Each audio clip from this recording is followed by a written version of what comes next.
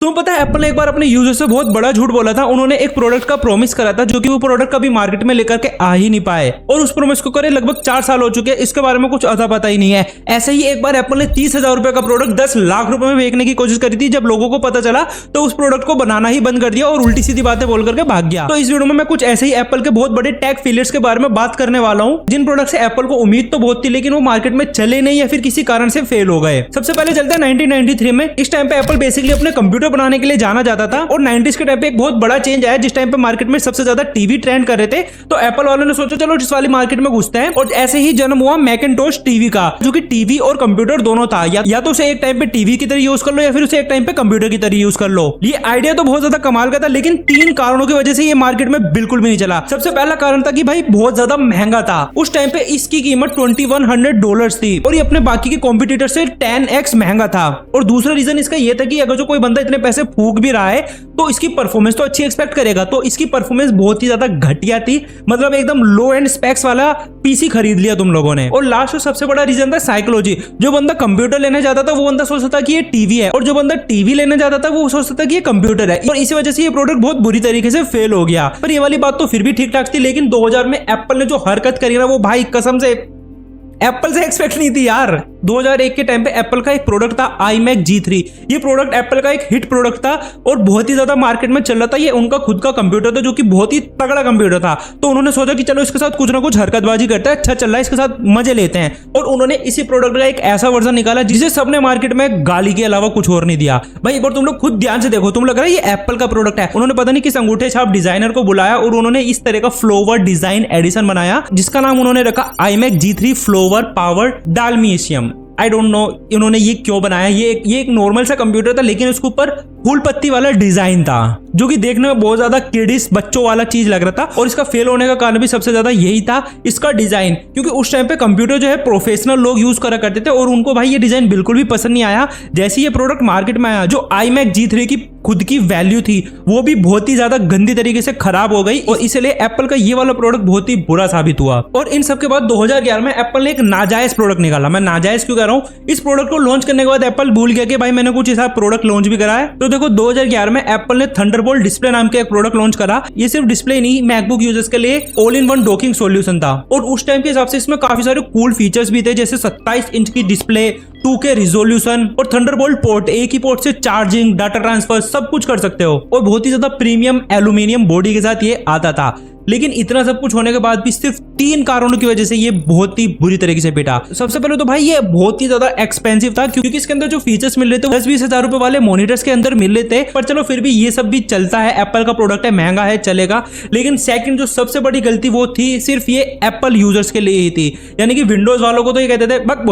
और लास्ट और सबसे बड़ा कारण, उन्होंने इसे अपडेट ही नहीं करा। 2011 से लेकर के आज भी देख लो ये ऐसे का ऐसा ही पड़ा है। इसे आज तक उन्होंने अपडेट ही नहीं करा। मान एप्पल नॉर्मली हर प्रोडक्ट में छोटे मोटे चेंजेस करता रहता है लेकिन इन्होंने इसमें कुछ भी चेंज नहीं करा भाई। आज तक ये ऐसा का ऐसा पड़ा है। इसलिए ये एप्पल का एक बहुत ही बड़ा फेलियर कह सकता है कि भाई आज तक कुछ भी उन्हें खुद ही याद नहीं होगा भाई मैंने ये launch what the fuck Thunderbolt मैंने कब लॉन्च, उन्हें नहीं पता यार।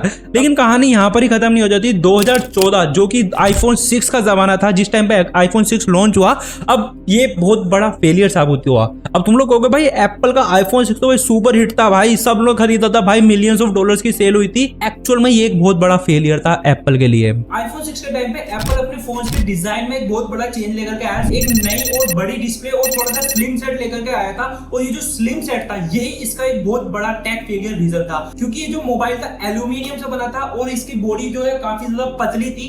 इसी वजह से अगर तुम लोग इसे पॉकेट में रखते थे तो ये पॉकेट में रखा बैंड हो जाता था। और इसी वजह से इसका जो डिजाइन था वो एक फेलियर डिजाइन के हिसाब से साबित हुआ, क्योंकि ये बहुत ही ज्यादा वीक प्रोडक्ट माना जाता है एप्पल का। अगर तुम लोग इसे जरा सा भी हल्का सा जोर मारोगे तो ये तुरंत ही फोन टूट जाएगा। बाकी अगर जो परफॉर्मेंस या फिर किसी और हिसाब से देखा जाए तो ये एक परफेक्ट प्रोडक्ट है, लेकिन डिजाइन के हिसाब से iPhone 6 एक बहुत बड़ा फेलियर साबित हुआ था एप्पल के लिए। अब हम लोगों ने अब डिजाइन वगैरह की तो बात कर ली, अब बात करते हैं पैसे की। एक बार एप्पल ने 30,000 का प्रोडक्ट 10 लाख रुपए में बेचने की कोशिश करी थी। ये कांड करा था उसने 2015 के टाइम पर, जब उन्होंने अपनी एप्पल वॉच एडिशन लॉन्च करी थी तो उन्होंने उसका एक लग्जरी वर्जन लॉन्च करा था, जिसमें उन्होंने सेम वॉच को गोल्ड के वर्जन में लॉन्च करके थोड़ा सा महंगा बेचने की कोशिश करी थी, लेकिन फिर भी बस दो कारणों की वजह से ये बहुत बुरी तरीके से फेल हुई। सबसे पहले तो भाई देखो, ये वही नॉर्मल सी 30,000 रुपए वाली वॉच, इसमें कोई अलग से कोई खास फीचर्स नहीं थे, बस एक तो गोल्ड देखने के लिए मिल जाएगा, जिसकी वजह से इसकी कीमत 10 लाख रुपए हो रही थी। और जो बंदा पैसे वाला था, जो इस घड़ी को अफोर्ड कर सकता, उसने बस इसी कारण की वजह से इस घड़ी को नहीं खरीदा कि भाई 30,000 का प्रोडक्ट मैं 10 लाख में खरीदूंगा, मैं बेवकूफ कहलाऊंगा और कुछ नहीं, पब्लिक में थप्पड़ बजाएगी। और दूसरा कारण था भाई, ये लग्जरी मार्केट का चीपेस्ट प्रोडक्ट था।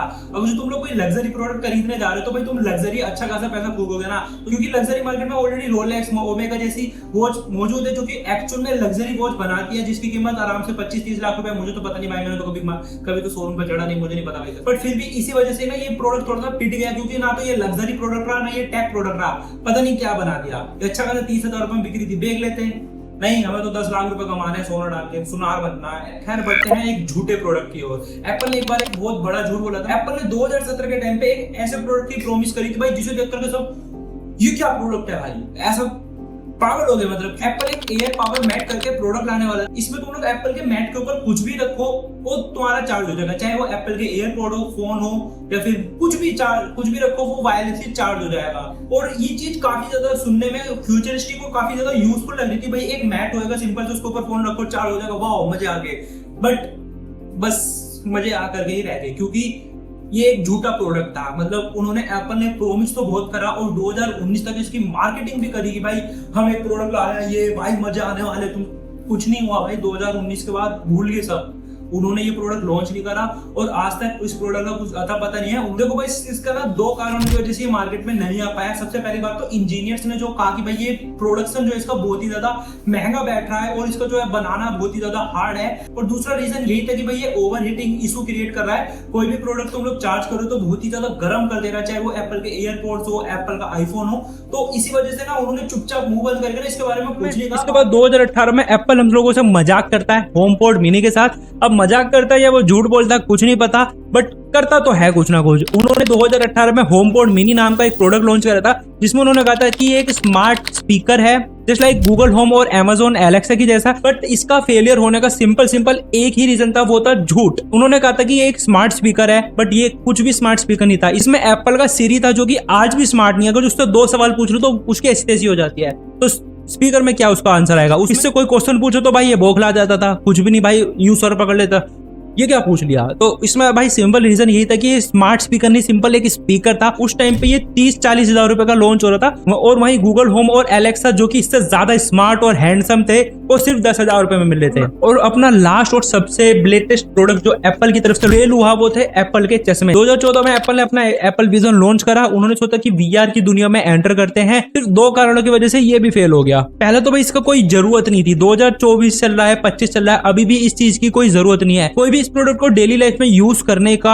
है ही नहीं, मतलब कि भाई कोई खरीदेगा तो क्यों खरीदेगा भाई, मुझे क्यों खरीदोगे भाई, साफ बात है भाई, इसकी कोई जरूरत ही नहीं है। दूसरा कारण भाई वही महंगा इतना 4 लाख रुपए का। और बाकी अपनी वीडियो भाई यहीं खत्म करते हैं, लेकिन जाने से पहले भाई तुम लोगों को मेरे ऐप पे पड़ जाएंगे अगर तुम लोगों ने सब्सक्राइब नहीं करा।